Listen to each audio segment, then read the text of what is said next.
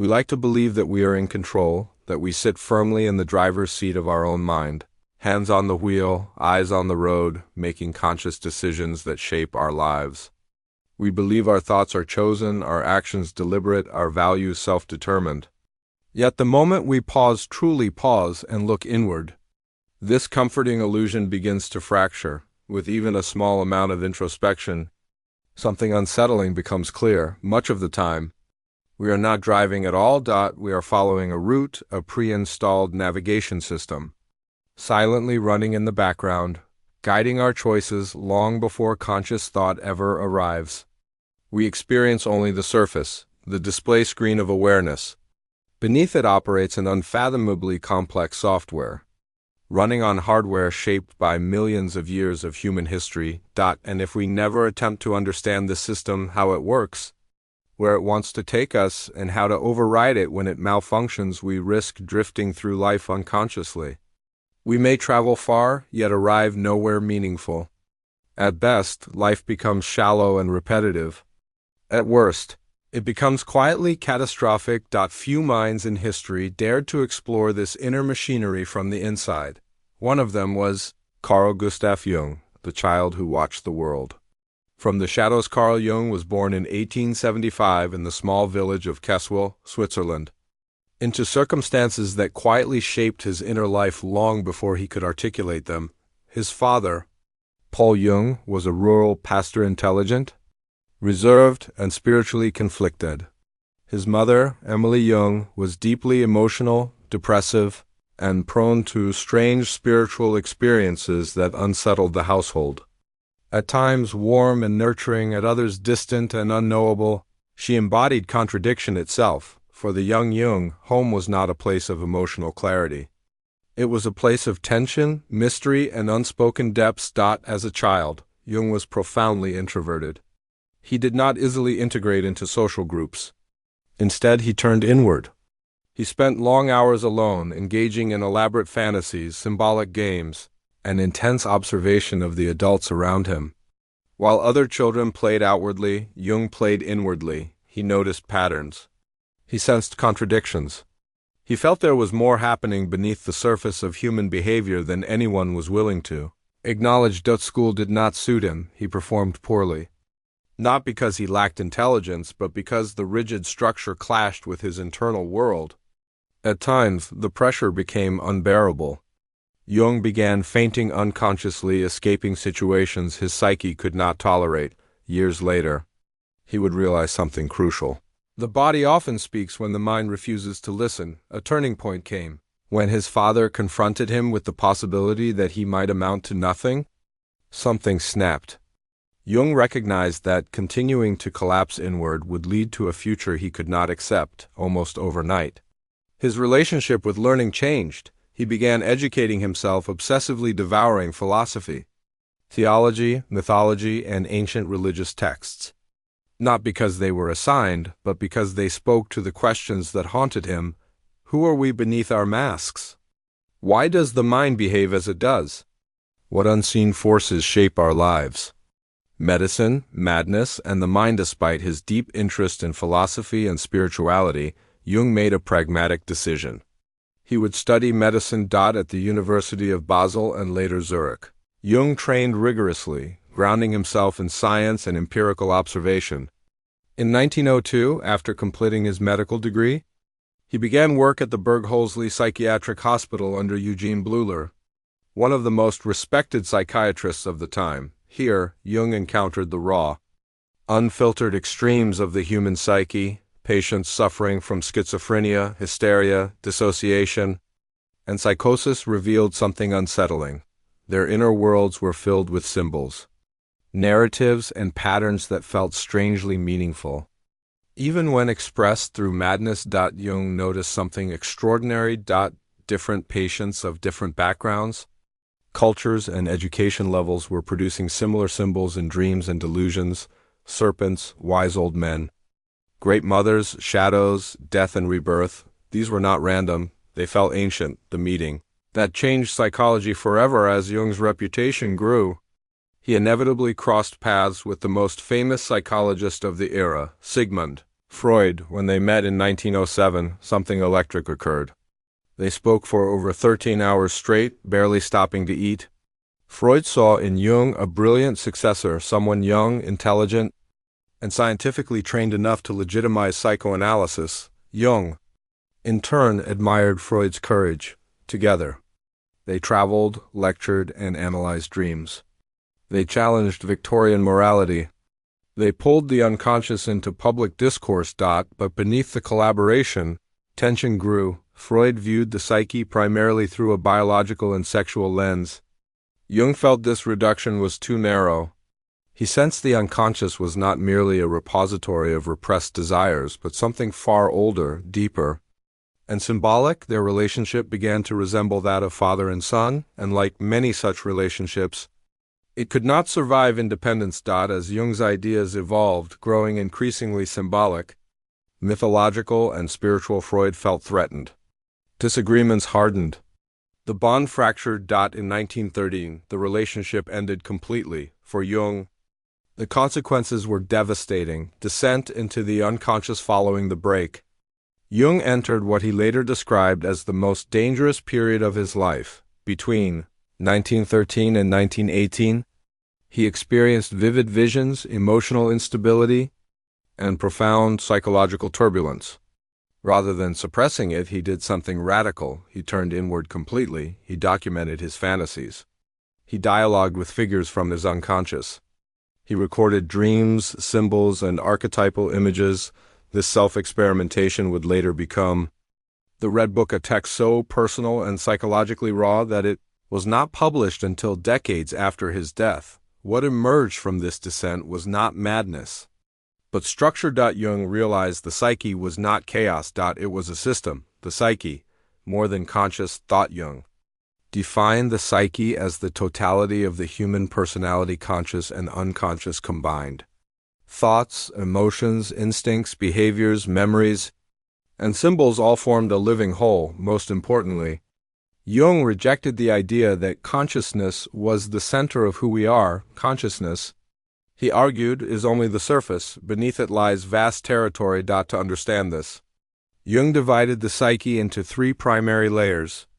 Consciousness, the personal unconscious, the collective unconscious consciousness, and the ego consciousness is the realm of awareness, the part of the mind you identify as me.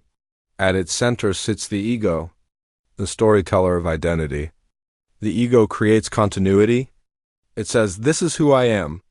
This is my life," but the ego is fragile. To protect itself, it constructs a persona, a social mask designed to gain approval, status, and belonging. The persona is not false, but it is incomplete. It shows what is acceptable. It hides what is inconvenient, and everything the ego refuses to acknowledge is pushed downward.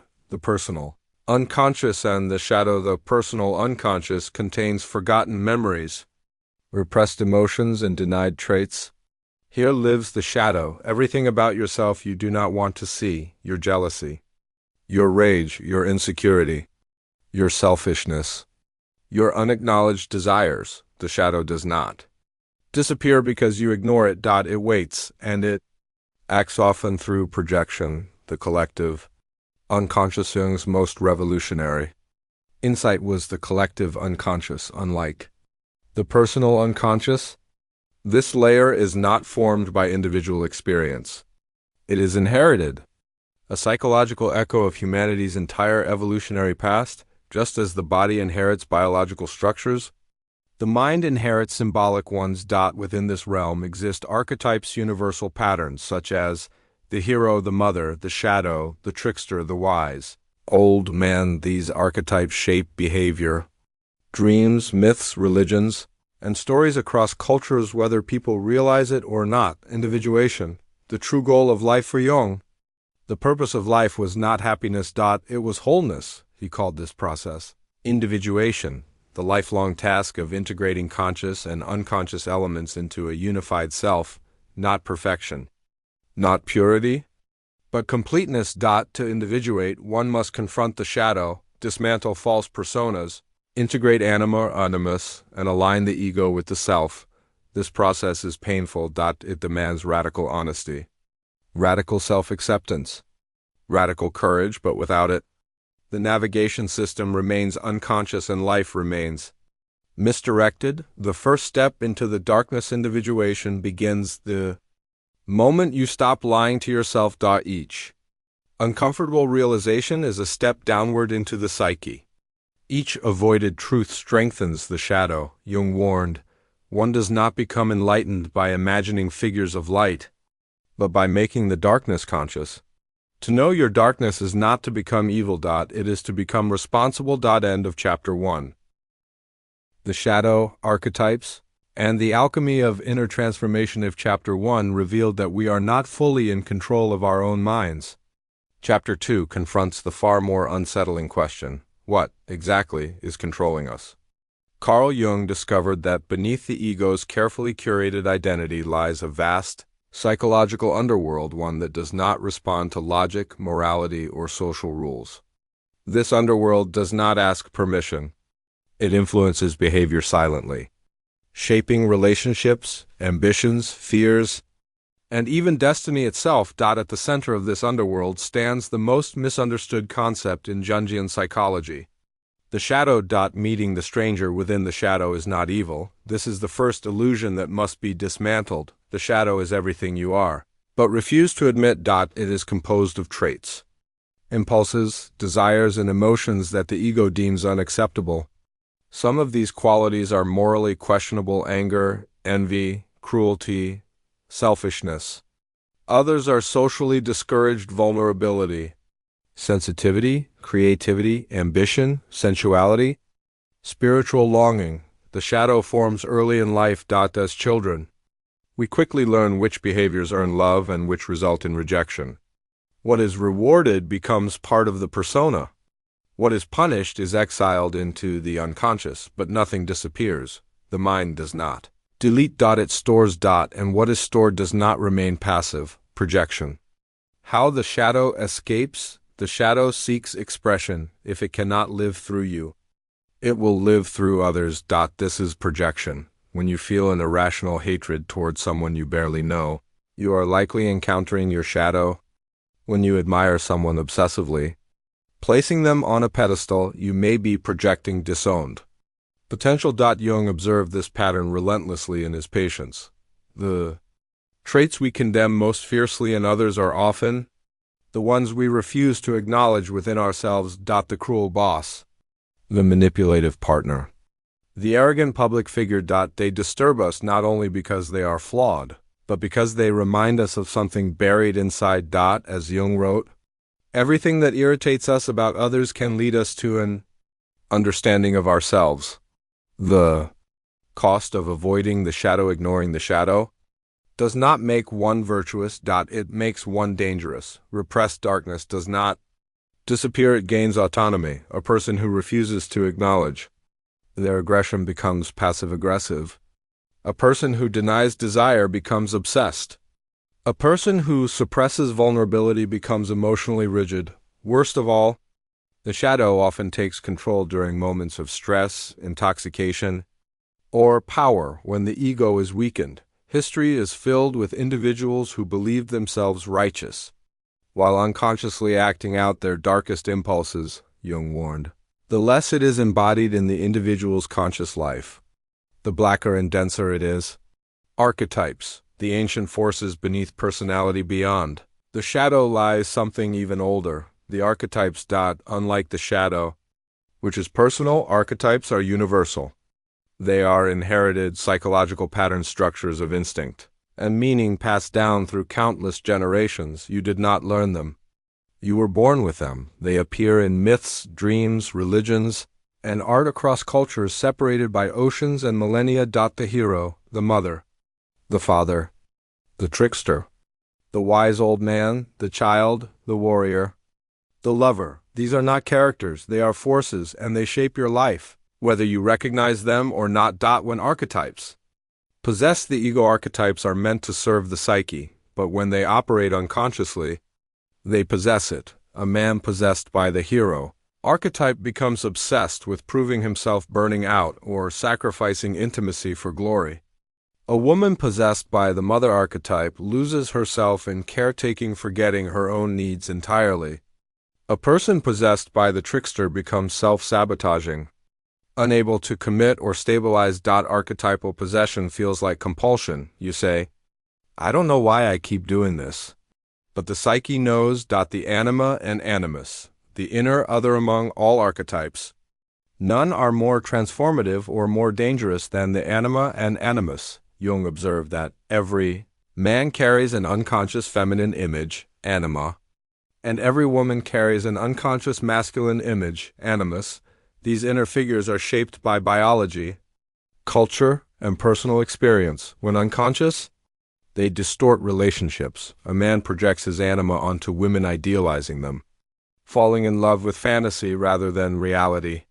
A woman projects her animus onto men, turning them into saviors, tyrants, or spiritual authorities. This is why early romantic love feels mythic. You are not seeing the person, you are seeing your inner opposite, wearing their face. Love as psychological alchemy. This projection is not a mistake. It is an invitation. True relationships become alchemical vessels, containers, where unconscious material rises to the surface. Conflict is not failure. Disillusionment is not betrayal. They are signals. The moment projection collapses, when the other person no longer fits the fantasy, you reach a crossroads. Most people flee. Jung urged us to stay because this is where transformation begins. Alchemy, turning lead into gold. Jung was fascinated by medieval alchemy. Not because he believed in literal gold making, but because alchemists unknowingly mapped the psychological process of transformation. Lead represented the unconscious. Gold represented the self. The process was painful, chaotic, and dangerous. Just like individuation, the ego must die, not physically, but symbolically. False identities must dissolve. The shadow must be integrated. Only then can something authentic emerge. Integrating the shadow. Integration does not mean indulging darkness. It means owning it consciously. To say, yes, I am capable of cruelty. Yes, I feel envy. Yes, I desire power, intimacy, recognition. This honesty is terrifying, but it grants freedom. A person who knows their capacity for evil is less likely to act it out unconsciously. A person who accepts their vulnerability becomes genuinely strong. The pain of growth. Shadow work is not comfortable. It dismantles self-image. It destroys illusions. It challenges morality. Many abandon the path here. They return to persona. They choose numbness. They choose conformity. Jung understood this resistance. Individuation is rare, not because it is inaccessible, but because it demands courage most people never cultivate. The emerging self as shadow and archetypes are integrated. Something new forms. A center beyond ego. The self, not who you wish to be, not who society approves of, but who you actually are. This alignment produces a quiet strength, less reactive, less performative, more real. The threshold before freedom. Chapter 2 leaves us at the edge of transformation. The unconscious is no longer an enemy. The shadow is no longer denied. Archetypes are no longer unconscious tyrants, but understanding is not enough. The system must be rewired. The navigation must be updated. That is the work of Chapter 3. Individuation, the self, and rewriting the inner navigation system. There comes a moment in every serious inner journey when knowledge stops being enough. You may understand the unconscious. You may recognize the shadow. You may see archetypes at work in your relationships, your ambitions, your fears, and yet your life does not change. This is the final deception of the mind, believing that insight alone is transformation. Carl Jung knew better. True change, he insisted, does not come from understanding the psyche. It comes from reorganizing your relationship to it. This is where individuation ceases to be theory and becomes a lived reality. The self, the center beyond the ego. Most people live their entire lives orbiting the ego. The ego decides who you think you are, what you believe. You want what you avoid, what you defend, but the ego is not the ruler of the psyche. It is a function. Behind it lies the self, the organizing principle of the entire personality. The self is not an idea or belief. It is the totality of who you are, conscious and unconscious combined. Jung described the self as the inner compass. When the ego aligns with the self, life feels meaningful even when difficult. When the ego resists the self, life feels empty even when successful. This is why people can have everything and still feel lost. They followed the wrong map. When life starts speaking in symbols as individuation progresses, something strange begins to happen. Life becomes symbolic. Dreams intensify. Patterns repeat. Certain events carry emotional weight disproportionate to logic. This is not mysticism. It is communication. The unconscious does not speak in language. It speaks in symbols, emotions, and synchronicities. Ignoring these signals is like ignoring warning lights on a dashboard. Eventually, the system fails. Synchronicity. When the inner and outer align. Jung coined the term synchronicity to describe meaningful coincidences that cannot be explained by cause and effect. You think of someone and they call. You face a major decision and a book, phrase, or encounter delivers an uncanny message. You reach a psychological threshold in life, forces a crisis. These moments are not supernatural. They occur when the unconscious and conscious move toward alignment. When the inner world shifts, the outer world responds. The navigation system is recalibrating, rewriting the internal program. Most people live on psychological autopilot. They repeat the same relationships, the same mistakes, the same emotional patterns. They believe they are unlucky. Jung would say they are unconscious. The psyche repeats what has not been integrated. Healing does not erase pain, it reorganizes meaning. Once a pattern is made conscious, it loses its compulsive power. You no longer react.